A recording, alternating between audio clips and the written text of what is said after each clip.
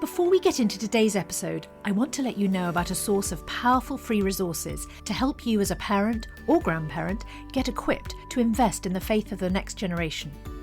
Our Next Gen website has been designed to help empower you to navigate tough issues with the young people in your life. At NextGen, you'll find articles, entertainment reviews from a Christian perspective, parenting stories, helpful parenting guides, and even answers to the tough questions. All these resources are free as you engage on the front line of raising the next generation for Jesus. So why not register today at premierinsight.org/resources to receive free resources from NextGen. That's premierinsight.org/resources. And now it's time for today's podcast.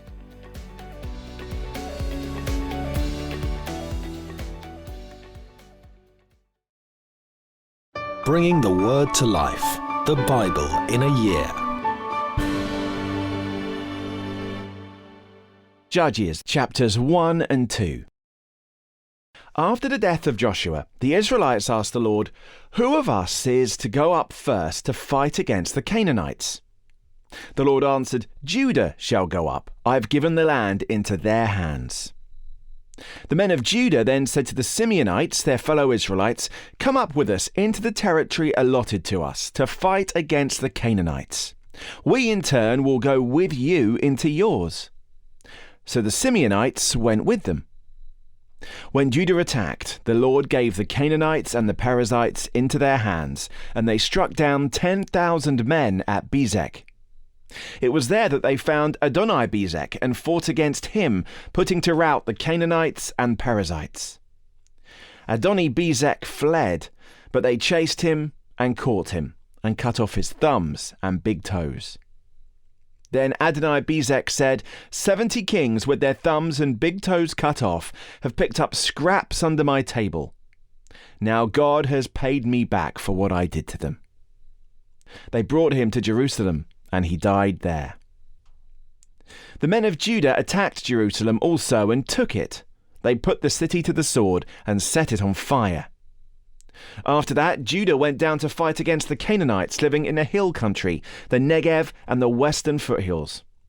They advanced against the Canaanites living in Hebron, formerly called Kiriath Arba, and defeated Shezai, Ahiman, and Talmai. From there they advanced against the people living in Debir, formerly called Kiriath Sepher. And Caleb said, "I will give my daughter Achsah in marriage to the man who attacks and captures Kiriath Sepher." Othniel, son of Kenaz, Caleb's younger brother, took it. So Caleb gave his daughter Achsah to him in marriage. One day, when she came to Othniel, she urged him to ask her father for a field. When she got off her donkey, Caleb asked her, "What can I do for you?" She replied, "Do me a special favor. Since you have given me land in the Negev, give me also springs of water." So Caleb gave her the upper and lower springs. The descendants of Moses' father-in-law, the Kenite, went up from the city of palms with the people of Judah to live among the inhabitants of the desert of Judah in the Negev near Arad. Then the men of Judah went with the Simeonites, their fellow Israelites, and attacked the Canaanites living in Zephath, and they totally destroyed the city. Therefore it was called Hormah. Judah also took Gaza, Ashkelon, and Ekron, each city with its territory. The Lord was with the men of Judah. They took possession of the hill country, but they were unable to drive the people from the plains because they had chariots fitted with iron. As Moses had promised, Hebron was given to Caleb, who drove from it the 3 sons of Anak. The Benjamites, however, did not drive out the Jebusites who were living in Jerusalem. To this day, the Jebusites live there with the Benjamites. Now the tribes of Joseph attacked Bethel, and the Lord was with them. When they sent men to spy out Bethel, formerly called Luz, the spies saw a man coming out of the city, and they said to him, "Show us how to get into the city, and we will see that you are treated well." So he showed them, and they put the city to the sword, but spared the man and his whole family. He then went to the land of the Hittites, where he built a city and called it Luz, which is its name to this day. But Manasseh did not drive out the people of Bethshan, or Tanakh, or Dor, or Ibleam, or Megiddo and their surrounding settlements, for the Canaanites were determined to live in that land. When Israel became strong, they pressed the Canaanites into forced labor, but never drove them out completely. Nor did Ephraim drive out the Canaanites living in Gezer, but the Canaanites continued to live there among them. Neither did Zebulun drive out the Canaanites living in Kitron or Nahalol, so these Canaanites lived among them, but Zebulun did subject them to forced labor. Nor did Asher drive out those living in Akko, or Sidon, or Elab, or Iskib, or Helba, or Aphek, or Rehob. The Asherites lived among the Canaanite inhabitants of the land because they did not drive them out. Neither did Naphtali drive out those living in Beth Shemesh or Beth Anath, but the Naphtalites too lived among the Canaanite inhabitants of the land, and those living in Beth Shemesh and Beth Anath became forced labourers for them. The Amorites confined the Danites to the hill country, not allowing them to come down into the plain. And the Amorites were determined also to hold out in Mount Heres, Ajalon, and Shalbim. But when the power of the tribes of Joseph increased, they too were pressed into forced labour. The boundary of the Amorites was from Scorpion Pass to Selah and beyond. The angel of the Lord went up from Gilgal to Bochim and said, I brought you up out of Egypt and led you into the land I swore to give to your ancestors. I said, I will never break my covenant with you, and you shall not make a covenant with the people of this land, but you shall break down their altars. Yet you have disobeyed me. Why have you done this? And I have also said, I will not drive them out before you. They will become traps for you, and their gods will become snares to you.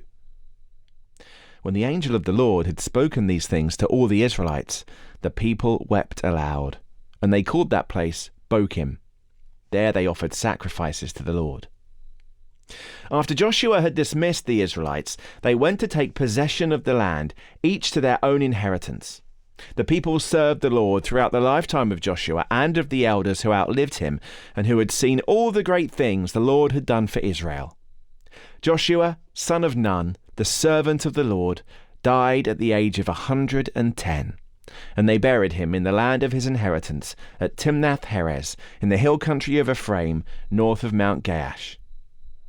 After that whole generation had been gathered to their ancestors, another generation grew up who knew neither the Lord nor what he had done for Israel. Then the Israelites did evil in the eyes of the Lord and served the Baals. They forsook the Lord, the God of their ancestors, who'd brought them out of Egypt. They followed and worshipped various gods of the peoples around them, and they aroused the Lord's anger because they forsook him and served Baal and the Ashtoreths. In his anger against Israel, the Lord gave them into the hands of raiders who plundered them. He sold them into the hands of their enemies all around, whom they were no longer able to resist. Whenever Israel went out to fight, the hand of the Lord was against them to defeat them, just as he had sworn to them. They were in great distress.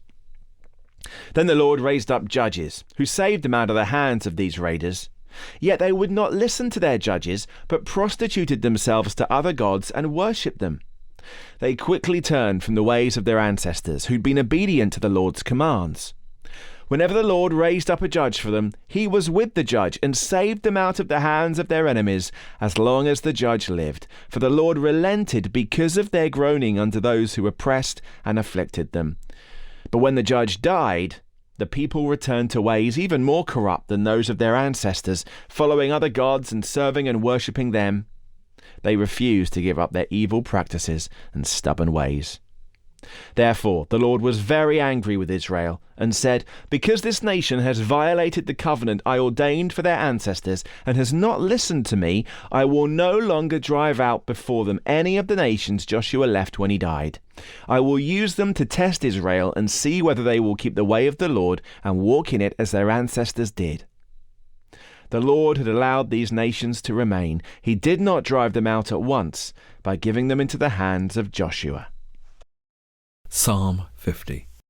The Mighty One, God, the Lord, speaks and summons the earth from the rising of the sun to where it sets. From Zion, perfect in beauty, God shines forth. Our God comes and will not be silent. A fire devours before him, and around him a tempest rages. He summons the heavens above, and the earth, that he may judge his people. Gather to me this consecrated people who made a covenant with me by sacrifice. and the heavens proclaim his righteousness, for he is a God of justice. Listen, my people, and I will speak. I will testify against you, Israel. I am God, your God. I bring no charges against you concerning your sacrifices or concerning your burnt offerings, which are ever before me. I have no need of a bull from your stall, or of goats from your pens, for every animal of the forest is mine, and the cattle on 1,000 hills. I know every bird in the mountains, and the insects in the fields are mine. If I were hungry, I would not tell you, for the world is mine, and all that is in it. Do I eat the flesh of bulls, or drink the blood of goats? Sacrifice thank offerings to God, fulfill your vows to the Most High, and call on me in the day of trouble, and I will deliver you, and you will honor me. But to the wicked person God says, what right have you to recite my laws, or take my covenant on your lips? You hate my instruction and cast my words behind you. When you see a thief, you join with him. You throw in your lot with adulterers. You use your mouth for evil and harness your tongue to deceit. You sit and testify against your brother and slander your own mother's son. When you did these things, and I kept silent, you thought I was exactly like you. But now I arraign you and set my accusations before you. Consider this, you who forget God, or I will tear you to pieces with no one to rescue you. Those who sacrifice thank offerings honor me, and to the blameless I will show my salvation. For more resources to help you bring the word to life, go to premier.org.uk/Bible.